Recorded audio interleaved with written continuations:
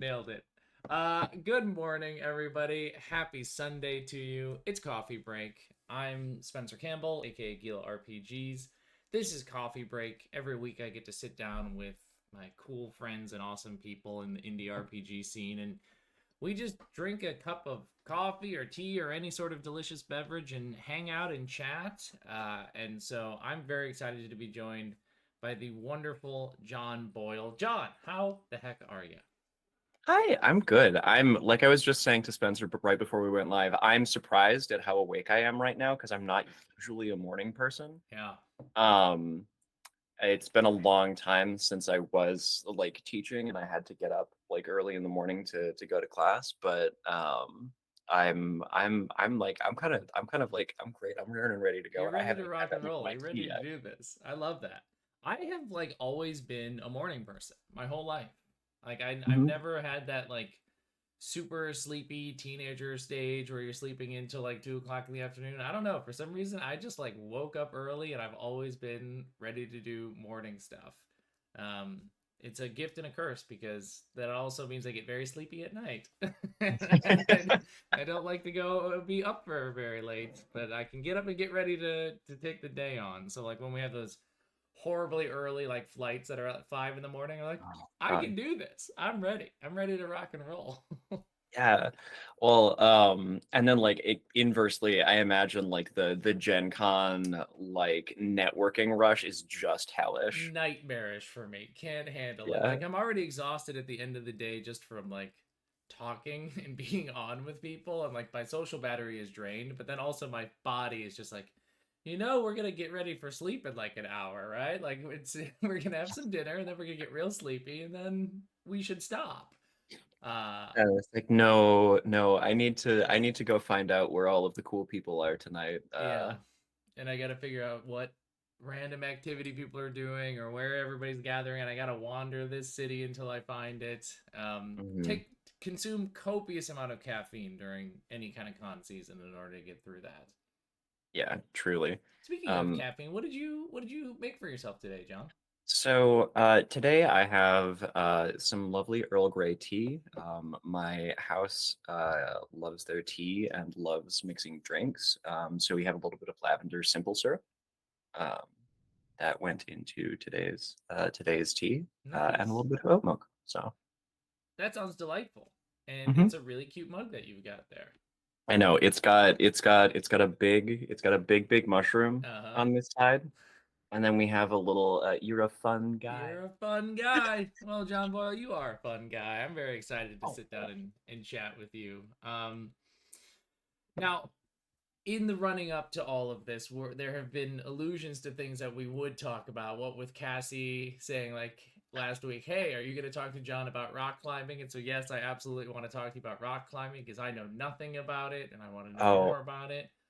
And then excellent. I think you and I have, I think it was on Twitter, we're sort of expanding on the idea of how we're probably going to end up talking a lot about diceless games because I think it's something that you've been thinking about lately, and I've certainly become obsessed with it. So, but Yeah. I want to talk about rock climbing first because Hmm. I think about diceless games all day long. So I want to think about something new, rock climbing. I've never done it. Actually, I've done it Hmm. once before.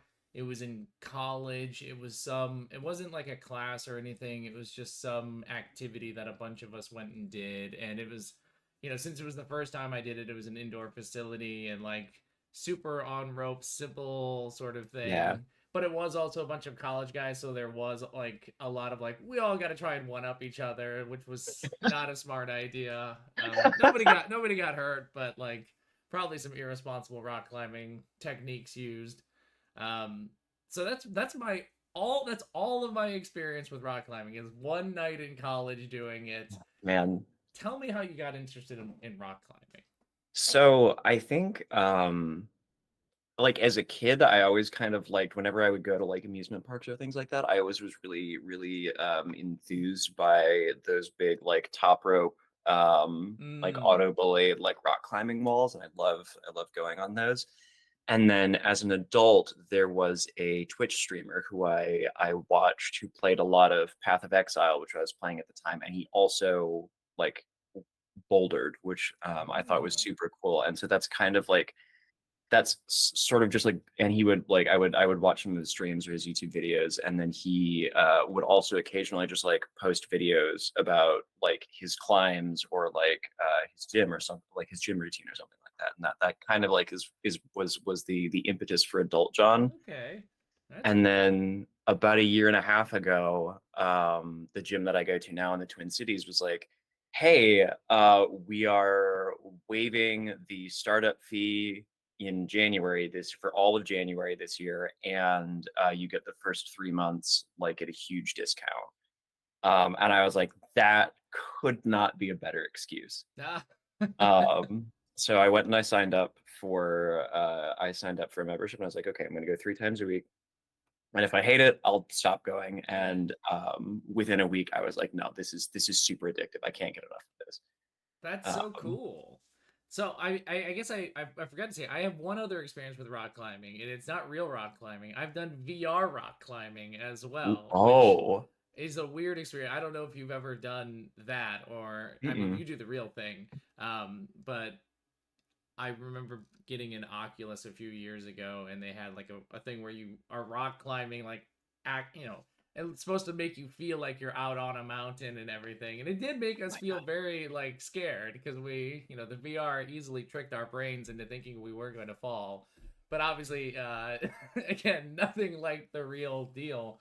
So you have a gym that you do this at. Hmm. Do you like rock climb out in the wild too? So I haven't bouldered outside yet because there's a few different kind of versions of rock climbing. You've got like lead and top rope climbing, which I think is what you described, where you're like harnessed and roped up, and if you fall, like the either somebody who's holding a rope Yeah. or like an auto belay system will catch you and slow you down on the way down. And then there's bouldering, which like you never wind up much more than like 8, 10, 12 feet off of the ground, but it's Mm. not roped off. So like there's at my gym, basically the whole floor is just super thick pads. Ah, I see. um and the walls don't go terribly high, but you're not roped, and it's a slightly different kind of climbing. So you're not like climbing the like 30-40 foot tall walls. Right. Gotcha. um but yeah, So I'm is trying.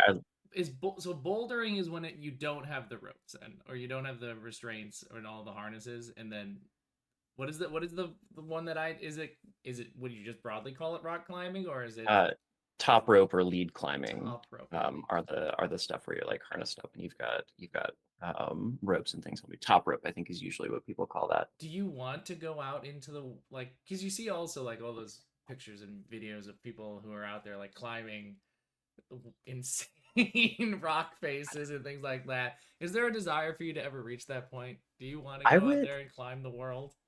I don't want to go climb something that's like half a mile tall. That No. seems like that seems like sketch to me. I'm like, if I slip and like a pin falls out of the wall, like I'm done for. Right. But like, a 10-foot tall boulder in the woods in Minnesota that I can throw a couple pads underneath, like, yeah, that sounds pretty fun. Okay. So I just like, I don't own a crash pad myself, and I don't have like a group of people Mm. that I know that boulder outdoors just yet. So I'm kind of like, I'm hunting around and trying to like meet some You're folks at my gym gathering. to be like, That's you guys awesome. go, you guys go climbing outside. But That's really cool.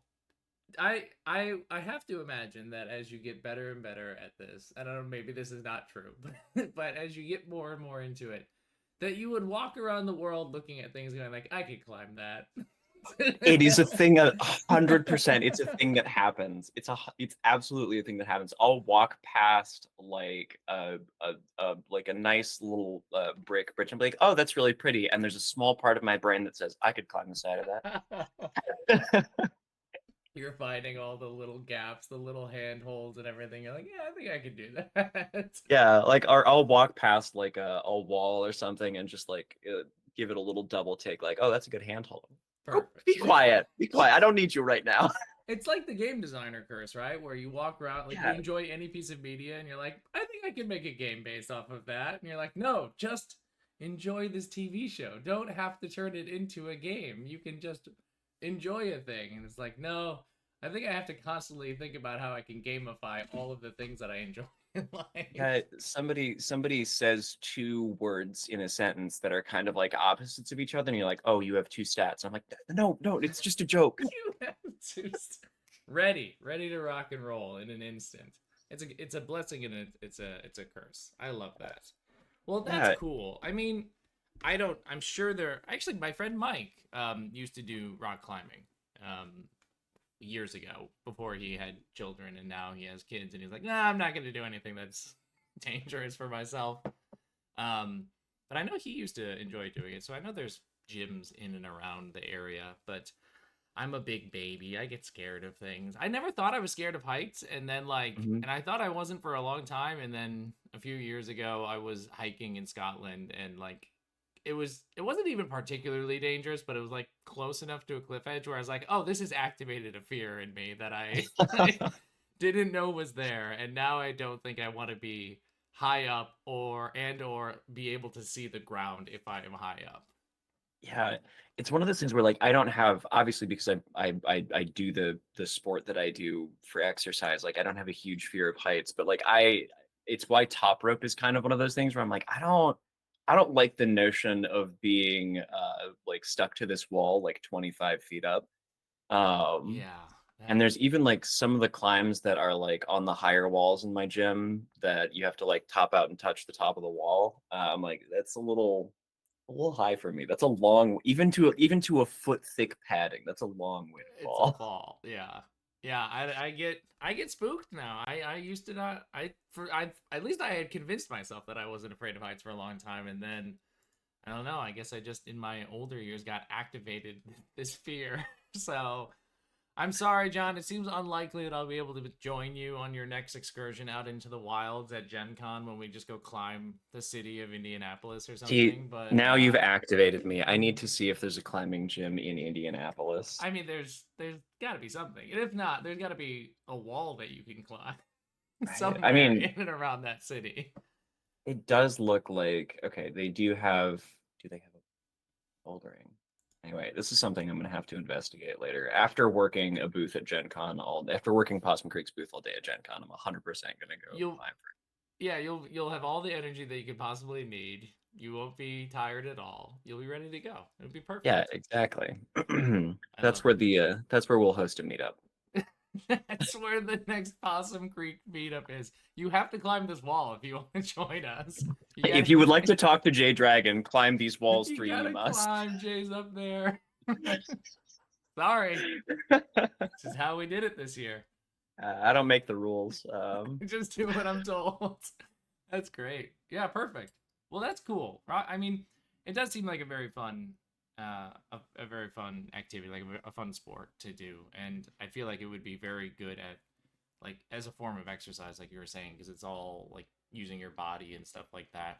I remember that was one of the I years ago I was in gymnastics in school, and I mm, enjoyed doing gymnastics because it was a form of exercise that just used the body to get stronger rather than like needing weights and stuff. It was all just like as long as you can control your body, that's how you can get strong. And I was like, oh, I like that quite a bit rather than like going to a gym and lifting tons and tons of weights. So I imagine yeah, there's probably a similar vibe with rock climbing. I think so. Like I part of the reason that it was attractive to me is because I did try like weightlifting and stuff like that. And I always bounce off it because like my little gamer brain wants things to focus on and doing like 5 to 10 to 15 reps 3x times with this rest period in between over and over and over again several times a week just like Yeah. would would fill my brain with static. Um but and I think I said this on Twitter the other day, but rock climbers really truly are just puzzle nerds, but on a wall. Yeah. That's so Like true. it really like to sit on the mat and listen to people talk about it. They're like, yeah, I think if I like twist my heel and like drop my knee, then that'll like push my hips into the wall and I can get just like a couple extra inches to reach up to that and make that more comfy. And like the person next to me, yeah, yeah, yeah, I like it. Like, it's truly just like physical puzzle solving. That's Um, actually really fucking cool. That's like that has unlocked a very cool aspect to this to me now where I love thinking about it as a just a puzzle for the body. Oh my god, John, maybe I'll get over my fear to be a puzzle nerd with you. Listen, if you are ever in the Twin Cities, please let me know. I get Okay. free guest passes at my gym every month, and I will absolutely take visitors Boulder. Perfect. I mean, a lot of the conferences that I go to for my day job for psychology stuff travel all around, and I've definitely been to the Twin Cities before for a conference. So maybe the next one that's there, I'll hit you up. We'll go climb. You'll teach me how to be a physical world puzzle nerd. Can't wait for that. Yeah. Hey, speaking of puzzles and Hmm. stuff like that, let's talk about diceless games. Let's talk about going Yes. diceless in games. Now, I have been a big proponent of going diceless for a little while now, but I remember seeing that you've been interested in the idea of going into the diceless space with some of the things that you're working on. Um, Hmm. Tell me about your journey to reach this point. What made you start to think about abandoning dice? Because I'm for it. You're in a safe space to talk about abandoning dice. I won't come at you. This is a safe space. Chat might, You I don't can. know, but I'm all Mhm. for going diceless. And as you sort of alluded to before we even started, like just kind of being randomless in games. So not even like substituting dice for like cards or something else, but just like even Mhm. just embracing the idea of randomness or not having a randomizer in our RPGs. But there's obviously like plenty of examples of games that have done that. So you and I aren't changing everything, but what was your journey to reach this point? Yeah, I think honestly it started for me when one of my friends, Matthew Gravlin, made a Mm, no dice no masters system and wanted to play test it with a friend, like a few friends. And so I think Matthew and Chris Bisset and Bree and I sat down and played a couple of sessions of this, and I was like, oh, there's there's there's no dice. We kind of just tell each other what yeah. happens, and when we have a problem in the narrative that the game introduces in some way or another, we spend a token. If nobody has a token, then we complicate the narrative and figure out a new problem to solve instead. I was like, that's really cool. Yeah. And so then like I started writing some of my own games and started, I think, as many people do with like hacks and stuff like that. And I was like, okay, yeah, dice are cool and silly and fun, and dice pool systems are all the rage, and it's fun to roll a big handful of d6. But then I started working on the game that I'm working on right now, which is, I think, a very much like a storytelling game with just like a little bit of puzzle solving Mm, elements. And I was just it sort of just like struck me like lightning. I was just sitting there like starting to write out the mechanics for it. I was like, wait, what do dice actually do here? yeah. Like what function do they actually serve? Does having a random chance to fail actually add anything to this game? Does that even make sense within the fiction that I'm trying to create here? um or am I just shooting for something a little bit different? And so that kind of has just led to me over the last couple of weeks interrogating that, where I'm like, do I even need them? I love that. I mean, I've had very similar thoughts in going through my head as I'm working in the diceless space now, especially that idea that you just alluded to of like, does it even make sense in the fiction for there to be a chance to fail this right now, or like to have some degree of chance of failure based off of how big a dice pool is going to be right now? Like I've never enjoyed systems that are just simply binary success fail. So like I understand Hmm. dice pools, and it's like, oh, you can have those like ranges of success. But even then I've run into like a lot of frustrations with ranges of success games, because like inevitably you're landing on that success with a complication so many times that as a GM, I have to make up so many goddamn complications like every time somebody picks up the dice, and I can't do it. Like it's too much for me. Like and you can obviously ask the players, but again and again and again we're adding the complication just because we feel like we need something to add the complications, as opposed to allowing the fiction to bring about the complications naturally. A big part of it too is like in a lot of my games are in the space of like power fantasy or like very Hmm. powerful or capable characters. And so for me, it very much became the question of like these people that are in this game, these characters are very good at whatever it is that they do. They will accomplish what they want to do, except they will eventually get tired. And so that's sort of like been my focus with diceless stuff, is that it's just a resource management game, right? That everything, your Hmm. body, your mind, your spirit, all of that will eventually wear away. You can be really, really successful for a while, and then you will eventually get sleepy. and Yeah. and you're, it doesn't matter how many, whatever your stat is and your modifier for a roll, eventually you should wear down. You shouldn't be as effective at the end of the session as you were at the beginning of the session. And Hmm. so when you had dice that just sort of provided this, well, I'm always going to be this good at this for the next 4 hours that we play, it just didn't make sense to me. I wanted to see that degradation of character over time where you felt really good in the beginning. And then at the end, you're like, dear God, how am I going to get across this finish line? Um, Yeah, and it kind of makes sense too, like when you think about it in like in video game terms, right? Over the course of like a boss fight in Destiny or something like that, your ability energy or like your ammo economy is kind of like an ebb and flow, right? You're like, oh, I right. need to clear this big group of dudes, so I'll burn some heavy or some special ammo, use some abilities. You're not like as soon as that fight starts, you stop being at 100%, and you kind of like vary between I'm actually dead and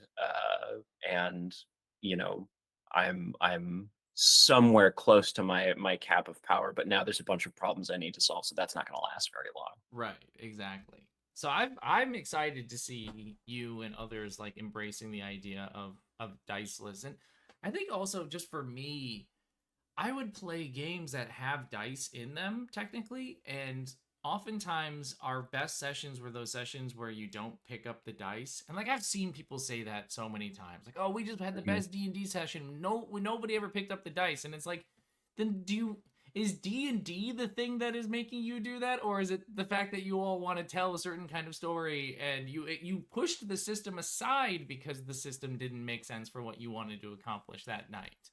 And so like Mhm.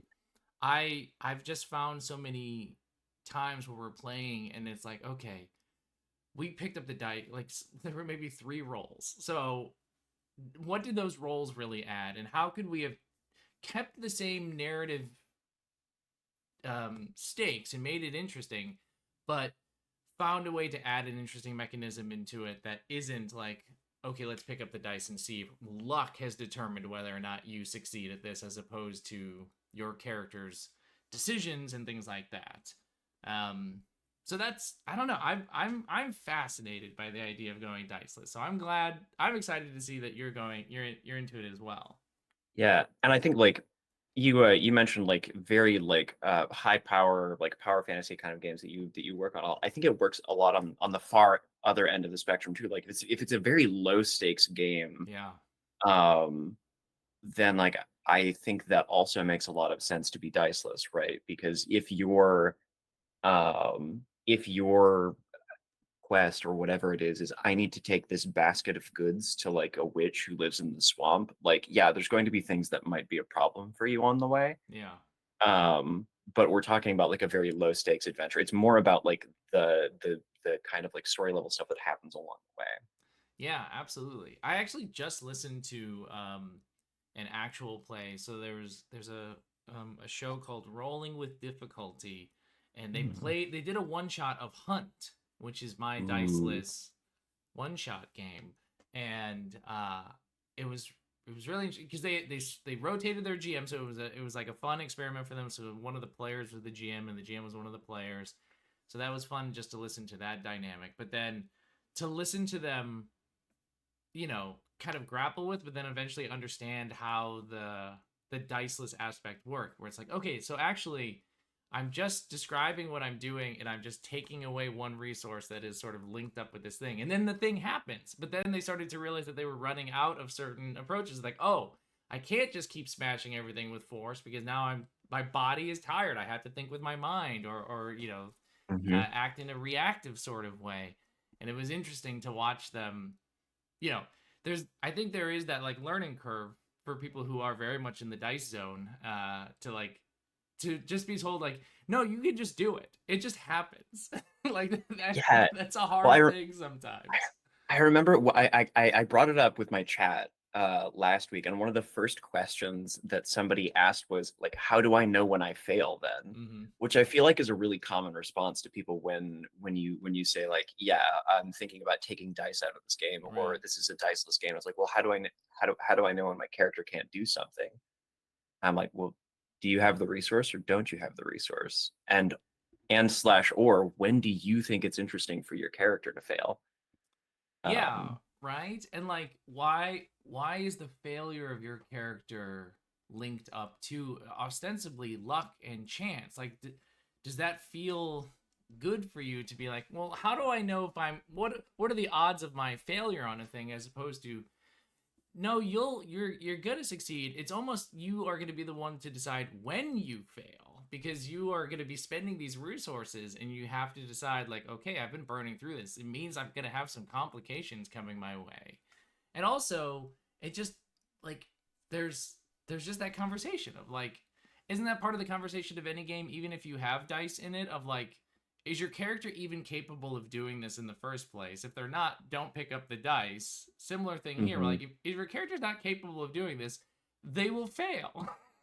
Yeah, don't spend the approach. It's gonna go badly It's for just you. not gonna work, right? And it's a similar sort of thing I imagine with with diceless games. Will Yopes is in chat. Will says Yeah. the session with dice without dice thing is interesting. I like being able to gear shift into dice world and then downshift back to drama time.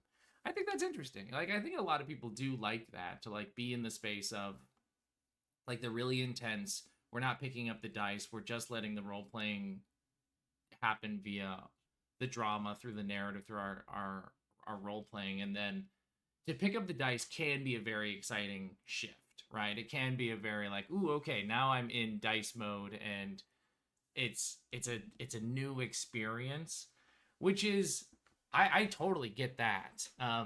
Which is something that I've been thinking about with my games with the diceless stuff because my games are also typically games that have fighting in them. I wear it on my sleeve that my games are openly about inspired by video games and stuff like that. Mhm. And that was the thing was like, okay, sure, we can hand wave all the social interaction and the exploration, but what about the combat? Don't you want to roll in the combat and everything like that? And even then, I was like, no, I don't think I don't think I want to pick up the dice for that either. And it's puzzle solving. To me, it's just another puzzle, which is comes back to your conversation earlier about rock climbing being a puzzle. So the way I've done combat, and let me know what you think about this. I haven't like Mhm. fully fleshed this out in like a complete game yet. It's like alluded to in one of my games. Is that this stems from me playing Baldur's Gate 3 and having Ooh. a really miserable time. Oh no. Now, I think Baldur's Gate 3 is a good game in many, many ways, but I just don't like combat in it. And it's because I Mhm. don't like D&D combat. And even though I have a computer doing a lot of the math and automatizing or whatever, a lot of this stuff, it still drove me nuts to play the combat. Because like eventually you're just like you're gonna hit that stage where it's okay. I swing my sword again. I swing my sword again. I swing my sword. Like we're just Yeah. whittling away the hit points and everything like that. And like, so here's my pitch. In at least Mhm. in my game, how I want to do it. I think I want to do this. I certainly want to do this in one of my sci-fi games, and I think I even want to do it with my fantasy game. Every enemy dies in one hit. You simply have to hit them, and they die. But with a caveat to that. So you have weapons. The weapons have like ranges and things like that. Is that enemies can have defensive tags that require you to hit them in a particular way, right? So this is a big armored enemy. It requires a big, powerful, crushing blow in order to either like kill it or to remove the armored tag, and now you can kill it. So you can either think of it as effectively an enemy that has one hit point that needs to be hit with a very specific type of thing, or two hit points. One is you rip away that armor, two, you hit it with literally anything and it dies. And that's how I want to do combat. And that's how I would do it a diceless game. Is now it's a puzzle for the players to think about. Okay, with the spells and weapons and gear and all that stuff, how can we discover the defenses of these enemies and then overcome them so that we can get that one hit in? And lots of the enemies, like if you're fighting a swarm of little giant roaches or whatever, like they're not gonna have a defense. It's just one hit kill, and you're gonna wipe them out, and you're just trying not to get swarmed. But then you're gonna have some of those tricky enemies where it's like, this thing is like we keep throwing things at it, and like a reflective shield keeps defending it. We got to figure out how to get past that shield, and like it requires disruption of the arcane ritual that's somewhere nearby or something like that, right? It's a puzzle, and I think puzzle Yeah, combat is like where my brain wants to go. it's a very in sticking with the video game idea of things, like it's a lot, it's how a lot of combat in Destiny works, and it's why I really like combat in Destiny, in part because the gunplay in that game is really, really good. Oh, it's the Abilities best. feel really, really good. Shooting Sunshot did something to my brain in like 2019 that has never been undone. But like it's kind of similar. It's like, okay, what shield types do animate? There's a big boss, and every time I shoot him, it says immune. And Right, I know that if I get to a damage phase, my team, it like damage isn't a problem. Everybody shoots missiles at him until he dies, and he will die. right. But like, how do we get there? And most often, the most difficult part of a raid or a dungeon is coordinating with your teammates to figure out how to move around the area and disrupt whatever things you need to disrupt to be able to damage the enemy. I'm so glad you Um, called out Destiny because that's 100% the yeah, inspiration for this. I play so much Destiny. Me too. Me too. Are you getting ready for Final Shape? Yes, I've been grinding so much Onslaught. It's It's been so much fun. so I haven't been playing Destiny in months just because I because I did play too much of it and I got burned out. And I was like, Mhm. I'll come back for Final Shape. And when they launched Onslaught, I was like, oh, okay, this actually looks kind of fun. And now I'm like right back into it again. Yeah, it's so uh, much fun. I love just putting together, like, I don't have to worry about like how am I gonna damage a boss. I don't have to worry about any. It's just full ad clear. Put on it's all so like staple on fun. every single one of my favorite explode the whole room of enemies weapon and go Hmm. nuts. Like, It's so fun. It's so good. Um, but yes, Destiny and just that kind of concept in general of like an MMO boss and hitting that damage phase was a big sort of inspiration for thinking like this. Is like, okay, these bosses, these enemies, they just have a thing you got to figure out, or sometimes multiple things. And you're exactly right. The hardest part about these fights is coordinating with your team, figuring out what needs to be done, and then doing it so that you can eventually just like, okay, we figured out the puzzle. Now we obviously can kill the boss. yeah. Um, And I think in an RPG sense, there's like there's the risk of like an encounter that you design becoming like solved if you're talking in the context of like adventures that you write and stuff. And I think that's an option, like where you can start introducing things that like the game master can do to like introduce random like additional enemies or like battlefield effects and stuff like that, kind of in the same way that Destiny will sometimes like throw a curveball at you. And like, here's an enemy that you can only kill with precision damage right in the middle of you trying to hurt the boss. Have fun. right, exactly. So And that's what I think. That I think for me, that's what it is. It's just puzzles and adding layers to the puzzle as players get more powerful and level up in the game. It's not more enemies. It's not enemies with bigger hit points or things like that. It's enemies that have weirder layers of puzzle to them that you have to figure out, right? Like how do you make a dragon in a game where everything dies in one hit? It just has a bunch of really weird defensive puzzles you have to figure out first, and then if you do, cool. You're going to be able to find that exposed part underneath its belly and kill it in one shot, just like they did in The Hobbit, right? Like, well, yeah, it, exactly. Like what makes a dragon? Like it has a hoard of like gold and magical items. It has scales. It's resistant to magic. So like here now we've just generated a list of three things you must overcome to damage the dragon. right, You exactly. know, spend your approaches accordingly, and then and like advance the narrative each time you do, and then you arrive at a point where now the dragon is vulnerable.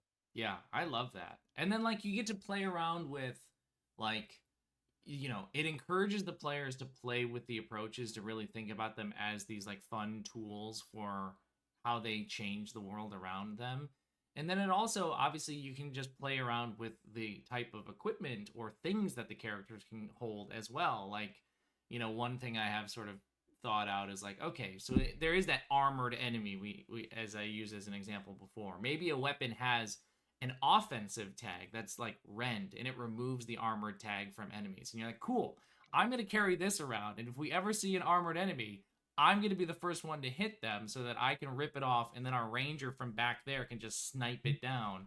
Problem Hmm. solved, right? And now build crafting becomes a thing, but it's not build crafting based off of, okay, which one is going to roll the highest damage output. It's what, and it's kind of like solving a thing that I really fucking hate in Destiny, which is champions. I don't like champions at all uh because they're really annoying, because they're still very Hmm. powerful even if you do disrupt them. But I like the concept of champions where if you hit it with this type of weapon, it essentially gets shut down for a period and you can take it out. It's just sometimes champions are really annoying anyway, even with that. Uh, Overload champions are my least favorite enemy in the oh my game. god, nightmares. Absolute nightmares.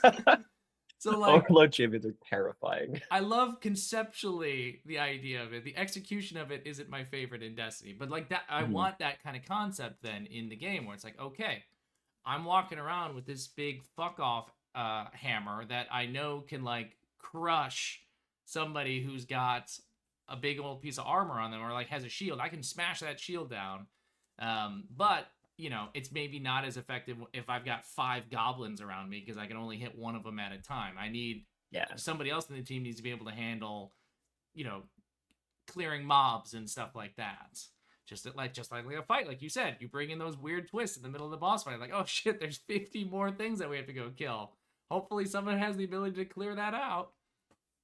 Yeah, no, it's super fun. And that's the kind of that's what I love about a combat. The least fun part of a combat to me in Dungeons and Dragons or any other game is the part where we have figured it out, but the boss has 100 more health. Right. Um or like I some people will be, various there's a couple of like popular APs that will do this, and it's something that I think that Dimension 20 is particularly good at not doing. But when like the big final boss has like 700 effective HP between like resistances and Right. this and that, and it's just like this 6 hour like slog of these high level D&D characters like ramming their heads against this powerful enemy. Like, man, I the part where they spent 2 hours repeatedly fireballing 400 HP off of this guy were the least interesting part of the whole fight. Yeah, 100%. I know exactly what you're talking about. I'm glad. Oh, Will said that this conversation helped them unlock a design they were stuck on. That's good. And yeah, geek outs. You're 100% right. Right. The goal with this 1 HP approach is to encourage exactly that out of the box thinking. I want creativity in combat. I don't want smashing bags of hit points over and over again. A lot of this is driven by, like, I'm a cognitive psychologist, and so I study problem solving and decision making and things like that. And so, like, I quite literally teach and talk about puzzles and the strategies we use for them all the time. So for me, I'm just trying to use some of the stuff that I know from that to inform.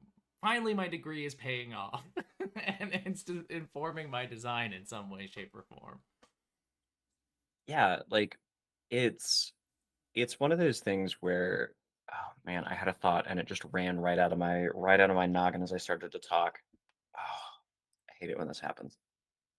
It'll come back to me. Truly the worst. Truly the Yeah. worst. Let's just talk about how great Destiny is, and that will eventually bring it back. Bring it back for you. Wait a minute, John. What do you play? What's your main?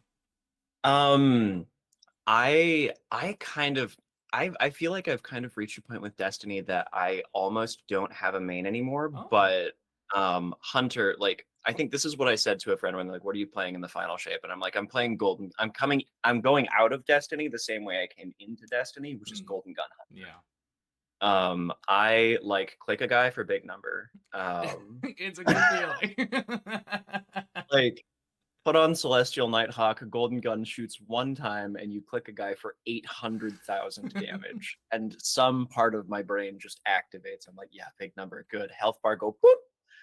It's truly a wonderful feeling. I'm doing a similar thing. I started Destiny as a void lock, and I will go out as a void lock. I love a weird space wizard, and I love the concepts of the void, and so like Yeah, it's been I've pretty much always played warlock just because I just like the concept of being a space wizard. It just seems fun to me. And but I jump around between all the different subclasses. I really like Arc. I enjoyed the Strand stuff with ooh. Warlock because you can get all those hatchlings going, and I wanted like a summon build, so it's kind of felt necromancery vibes.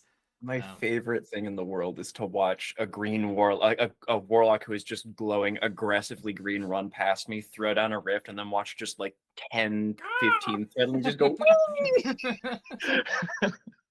just So dozens of these hatchlings out and about, just ripping things apart. It's a very good feeling. uh, Yeah, it reminds me of the back like in Diablo 2 days of playing a necromancer and just having my skeleton swarm do everything for me. Where I'm like, all right, go, and they all go fight things for me. It's a very good feeling. yeah.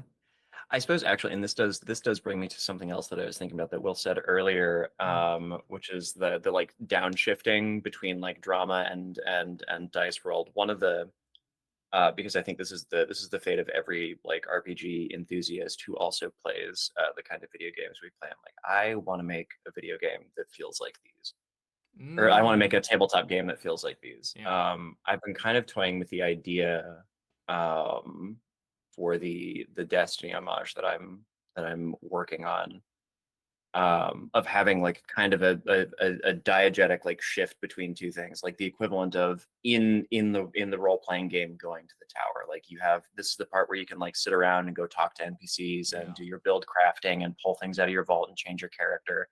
And then this is a firefight. Like you're going to go do a thing now, and now whatever you've done is kind of like locked in, and it's like this is where you do the combat, and this is Mm-hmm. where you like fight enemies, just so that like you kind of can build in, let's go like explore or like hang Right. out with these characters that we've been getting to know over the course of the story. And it feels, I think it builds a little bit of that kind of like guild feeling Yeah. almost.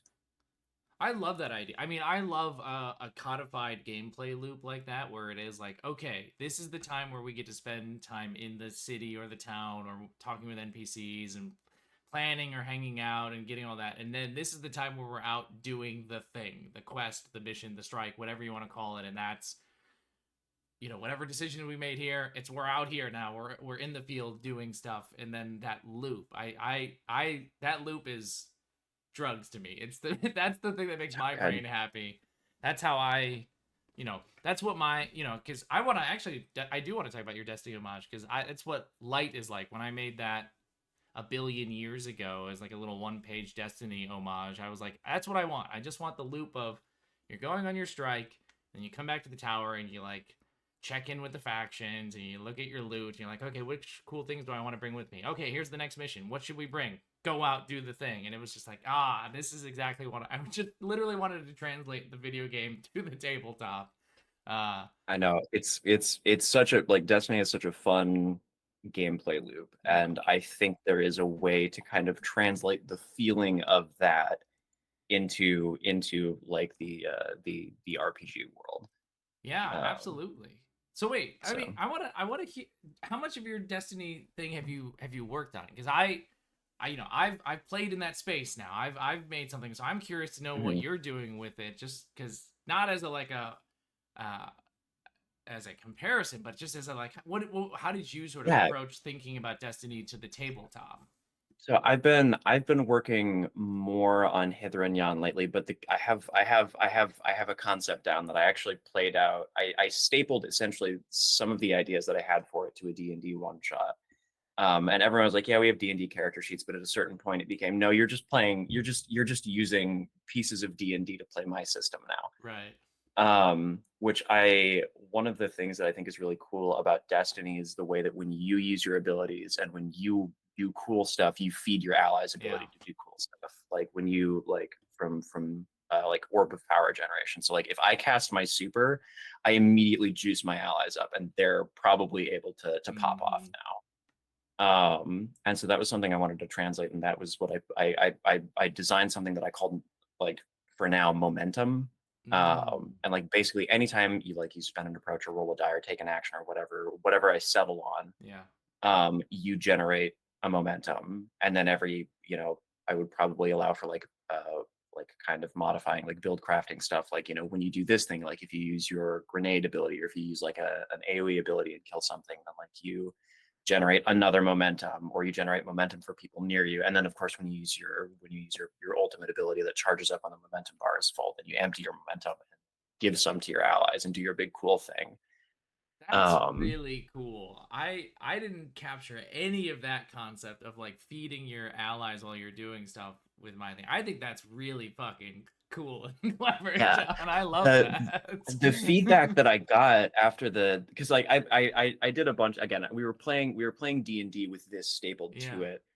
But I put a boss in the middle with 400 HP, and I didn't make it immune. I made it, resistant to all types of damage. Uh-huh. And the players, they tried to shoot it a couple of times, and I was like, it barely takes anything. And then above it, I was like, it there's a way in this room to make him take a shitload of damage. And they're like, oh. Gotta hit that And then they damage started running mix. around and Yeah. figuring it out. So I'd kind of like, I don't know if you've played Warlord's Ruin, the new dungeon. I basically took the first couple encounters of that and moved it into a one shot. That's awesome. Um, and so I basically set up a way for the boss to take like 4x damage. And then the players got to do the cool thing that you get to do in video games, where like the boss is vulnerable and you Uh, debuffed it and everybody's buffed up, and now everybody casts their big cool abilities and the boss just explodes. yes, yes. That sounds But so cool. the the feedback that I got was that people really liked the momentum system because it did feel like team play. People were like, okay, I'm gonna like the person who was playing the warlock analog, was like, I liked that, people were starting to get like low on health and they were really close to all of their stuff. So I like popped my thing, and they were like, we really liked the team play aspect of it. It felt like we were like comboing off of each other. I'm like, great, that's exactly what I wanted. That's really cool, right? And then again, like that leans into that thing that we've been talking about, of like thinking about combat more as a puzzle rather than as a wearing down the enemy sort of thing. You're really encouraging it with that momentum thing. That's Mhm. really neat. The only time I played something that had something somewhat similar was years ago. I played Josh Hiddie's Lumen game that he made called Vibe Check, and in Lumen games you have a resource that you use to activate your powers, but it was a shared pool that you all had instead of having your own individual resource, and you added to the pool if your actions added on or sort of like built off of what the people before you had done, and because the game was all about doing stylish cool things, so like sure you could just cast a power and it would be fine, but like is that really as cool as doing like a million other things that like maybe unnecessarily add on to what somebody else had done because you're gonna look good doing it, and then like the pool gets added. So I love that idea of, if you want to encourage that sort of team play, then like make the thing that everybody feeds and pulls from as a thing that we're all focused on. I think that's really, really clever. Yeah, that's kind of like my core idea for that system, is like you each similar to like with Destiny, each class kind of has a few abilities that they can swap in and out, like different types of, like, I want something that blows up lots of dudes, Mm, or like I want like a spell, like a damage spell, a utility spell, and a close range spell. yeah, And then maybe a gun, maybe not. I don't know. We'll see. Uh, I think a weapon of some kind. yeah. And then like give each of the abilities like recharges that can be like filled up also by picking up momentum, or so like gaining momentum, things like that. But yeah, the other thing that I like about that system is it does give like a kind of inevitability. The longer the combat goes, the more powerful the characters become. So That's like cool. it's gonna end. It's gonna end eventually, because the characters are just gonna start snowballing out of control. There's gonna be Um, fireworks eventually, and there's nothing that the enemy can do to stop it from happening. yeah, absolutely. So that's kind of my idea for that, and I think I do like the diceless system for that too, Mm. because like dice, I think in that environment are just kind of friction. Um, And especially, and to kind of come back to that idea of like diceless, and the think about the thing that you're being inspired by, which is Destiny, and it's a video game, and many video games are not random in the success of the player. It is a skill based thing, right? Like if you aim well in Destiny and pull the trigger button, you will hit the target. And so mhm. like there is not a sense of like, I rolled a 2 when I pulled the trigger and I didn't hit the thing that I clearly had aimed at. So My cat jumped on my keyboard. Like, yeah, right. And so like it is okay, I figured out that the best way for me to reach the damage phase with this boss is to do the following things, and I coordinate with my team. We are then rewarded for doing that when we do that in Destiny. And so it makes sense then, if you're doing something that's inspired by that, to have that similar sort of thing. We're like, yeah, we figured it out. We ran around the room exactly like you said, and figured out how to make that boss vulnerable. And now we get our treat of blasting the shit out of this thing with all of our yeah, alts, and it's gonna feel really, really good. yeah. Like somebody gets to golden gun, somebody gets to blade barrage, somebody gets to burning maul. Like everyone's like, yeah, like it feels super good. So I would imagine like that. What's cool about that is like every boss fight ends in a really cool way, as opposed to you're describing that 6 hour combat where you're slugging away 700, and then eventually someone just happens to be the last hit, and it's like, oh, I guess it was the fighter who swung the sword, and it's like, all right, so you're the one who brought it from 2 hit points left to 0. What does it look like? And it's like, oh, no, no, no. Instead, we're all doing this wild stuff at the end. So it is almost a celebration of taking out the boss rather than a, well, one of us got lucky to be the last hit, and I guess that's how the boss dies. yeah. So that's kind of my idea for that. I have a lot of other ideas about like what that game could look like in terms of just like I don't think the core system is Mhm. particularly huge, but I think it would be fun to experiment with uh just because Yezeba's bed and breakfast is on the mind. I think it would be is on the brain. I think it would be fun to have a game that changes based on like what missions you've played and how. So like somebody's Ember looks different than somebody else's copy of it because they've like advanced to this campaign or this that like that campaign. Yeah, I like So that. I mean, that's I love the idea of like the living world or the MMORPG, tabletop RPG that has the weird branching paths of how it all shapes out. So, like, someone's like, "Oh my God, this character died in your game!" Like, right? Wait, what? Or like, no, we focused all our time to eliminate that enemy faction. They're not in our game anymore. We took out the hive, and you're yeah, like, like that. oh, Hold on, you killed Zivu Arath? yeah, How? done, gone, dusted. We don't have to worry about the hive anymore. But now the fallen have taken over half the system, so we gotta go take care of that problem now. Yeah, very Helldivers. Like, Yeah, you know, exactly. which I think that's such a cool. It's such a cool video game that there's a game master sitting on Mhm. the other side of it who's just like playing with the enemy factions. I'm doing this, John. I'm doing this exact thing. I'm building this thing in the background right now for a game, the live RPG. So when I saw Helldivers do it, I was like, okay, it can happen. It can work. Now I got to just Hmm. translate it to the tabletop. So I can't wait. I can't wait to play in that space. Um, Yeah. oh, now I'm excited to go like play some freaking Destiny after this. I mean, that's probably what a good chunk of my Sunday is going to be because today is my day off. Yeah, it's So, kind of a rainy day here, so it's like, well, I could try and do some outdoor stuff, but no, I think I'm gonna stay in and just mow down waves of enemies and just let my brain feel happy doing that the whole time. Yes, Will, the live RPG. The live RPG is gonna happen, I promise. Maybe something in the second half of the year. That was a huge mistake to promise something like that, but you never know. I do the same thing all the time where I'm like, yeah, I'm working on this. Maybe I'll get to that like later this year. And I'm like, And then future John and future Spencer are like, you fool, why did you say that? You don't realize the situation I'm in. Amazing. Well, John, I'm out of coffee here.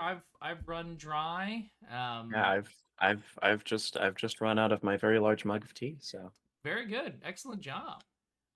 So as we reach the end of coffee break, what is are there things that you want to like shout out, draw people's eyes to, or anything like that? You did mention Ezebas, or anything that you want to talk about.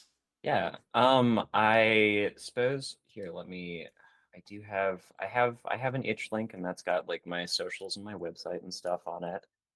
And then I just started doing a thing, and this is something we didn't get to talking about today. That I So I'll have to just also, bring you back.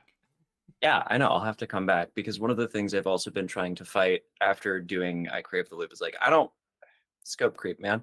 Ah, yeah. Um, so in an effort to like force myself to write small things that do one thing, I started a little RPG club on my coffee.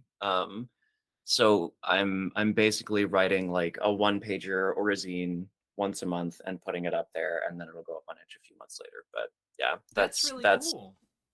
yeah. If you wanna stop by my coffee, I post little things about like writing and I post a one pager or a zine once a month there. So That's really cool. I like that. Just like force yourself to be focused and make the thing rather than yeah, I'm suffering from scope creep in literally every project that I'm working on right now and yeah. thus no projects are getting finished as a result. So I like Um, that. That's a very smart idea. Last month's game was axolotl with a gun, which is exactly what it sounds like. You have two stats, axolotl and gun. And there are a bunch of robotic horrors that are trying to ruin your idyllic little life next to a lake. So, Those bastards. um, yeah, You gotta gun them down. Amazing. it was a lot of fun to write. Bree drew a very silly axolotl with an AK-47 for it. This month's game, I'm pretty sure, is Hemogoblins. Which is just a play on the word Sure, hemoglobin. of course. And for some reason, I just thought it would be very funny to write a very noir game where you're a little blood goblin trying to figure out where all the red blood cells are going because you're the big guy is anemic. Amazing. What a spectacular spectacular premise. What a fun way to design things. That's cool. Well, John, Yeah, this has been a delight. Yeah, I'm gonna have to bring you back just so that we can talk about scope creep and everything. And somebody has to dethrone Will Yobst, who is sitting at the highest return count. I think I've talked with Will 3 times now, so someone has to challenge Will for the crown. I'm coming for Um, your title. that was really fun. Speaking of returns, for folks who are interested, next week I've got a returning guest. I've got Chris Bizette coming back. Oh, yeah. So I'm really excited to talk to Chris. It's been a while since I've had a chance to chat with them, and it'll be yeah. All right, I'm gonna let Will and John 1v1 each other off stream here in a second. All right, so I'll see you then in Indianapolis this Yeah, summer. Each of us gets half of a pizza box at the PCG pizza party, and we have to just write a game on it in 15 minutes. there we go. That's it. That's how we'll settle this once and for all. Amazing. Well, thank you, John, so much for coming and hanging out with me, and thank you to everybody in chat or folks who are watching this later for supporting Coffee Break. Like I said, I'll be back next week chatting with Chris Bizette. That's going to be a really wonderful time. It's always a wonderful time. It's wonderful with you too, John. Uh, Yeah. I hope you all have a great rest of your Sunday, morning, afternoon, evening, wherever it is you are. We'll catch you next time on Coffee Break. Bye. Bye.